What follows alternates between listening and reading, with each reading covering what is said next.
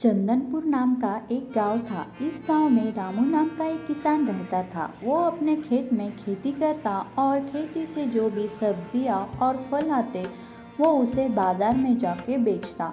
उसके परिवार में उसकी पत्नी मधु और बेटा बेटी रहते थे।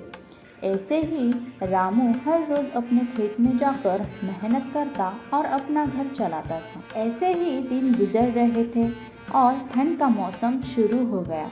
इस साल काफ़ी ठंड थी, लेकिन इस ठंड में भी सभी गांव वाले जल्दी उठते और अपना अपना काम करते। काम करने के सिवा उनके पास दूसरा कोई चारा भी तो नहीं था। एक दिन रामू की पत्नी मधु रामू से कहती, हे जी, सुनते हो इस साल ठंड काफ़ी बढ़ गई है और इस ठंड में काम करते करते हालत ख़राब हो जाती है और सुबह भी जल्दी उठना पड़ता है।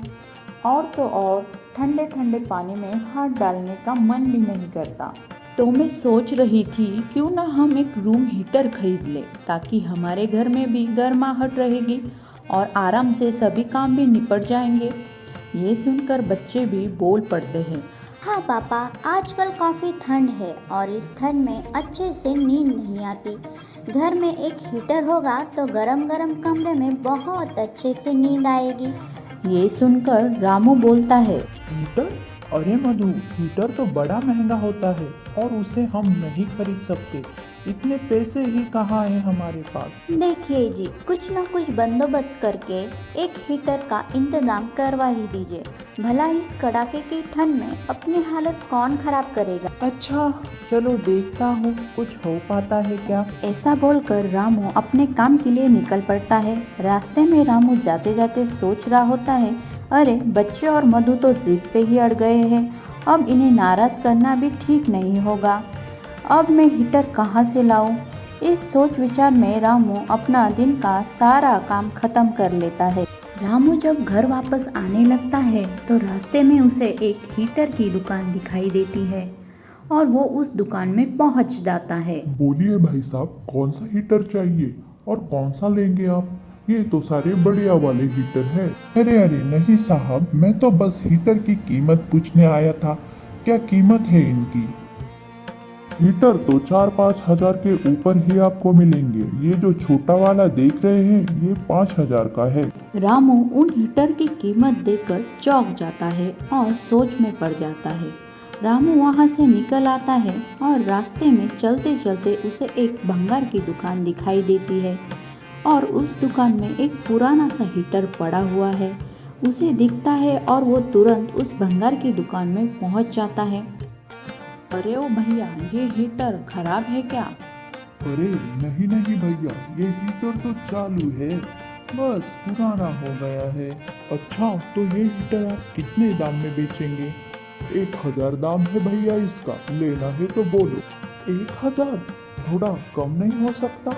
अरे नहीं नहीं भैया, अगर आपको लेना है तो 1,000 रुपये लेने ही पड़ेंगे। 1,000 से कम में तो दूंगा नहीं मैं। रामू सोच में पड़ जाता है, अभी मैं 1,000 कहाँ से लाऊं? तभी उसको याद आता है कि गांव के सेठ है जो ब्याज पे पैसा देता है। क्यों ना मैं उसके पास जाकर ब्याज पे 1,000 ले लूं। रामू सेठ के पास तुरंत जाता है और बोलता है, सेठ जी, मुझे 1,000 की बहुत ज़रूरत है। मैं जल्दी ही आपके पैसे वापस कर दूंगा। ठीक है रामू, तुम इस गांव के ईमानदार और अच्छे इंसान हो तो इसलिए मैं तुम्हें 1,000 रुपये दे देता हूँ। लेकिन याद रखना, 1 महीने बाद मुझे ये 1,000 रुपये वापस लौटा देना। रामू सेठ जी का शुक्रिया करके सीधा हीटर लेने के लिए जाता है और उस दुकानदार से वो हीटर खरीद लेता है। घर में हीटर देखकर उसकी पत्नी मधु और बच्चे बहुत ज़्यादा खुश हो जाते हैं। अरे इतने पैसे आपके पास कहाँ से आए जी? अरे मधु, हीटर तो आ गया है ना घर में।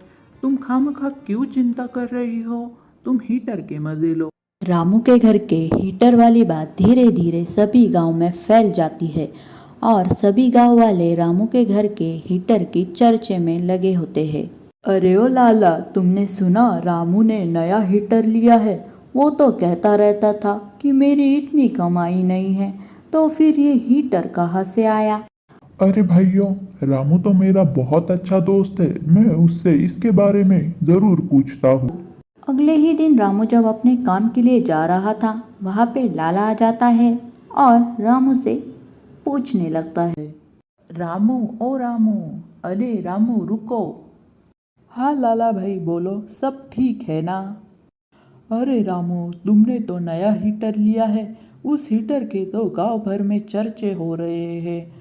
तुमने ये नया हीटर कहाँ से लिया और इतना पैसा कहाँ से आया भाई? नया हीटर? अरे ना ना, वो हीटर नया नहीं है। मैंने वो हीटर एक भंगार वाले की दुकान से खरीदा था और वो पुराना था तो उसने मुझे सस्ते दाम में बेच दिया। लेकिन रामू भाई, इतने पैसे आए कहाँ से? अरे लाला, इतना पैसा हम गरीबों के पास कैसे?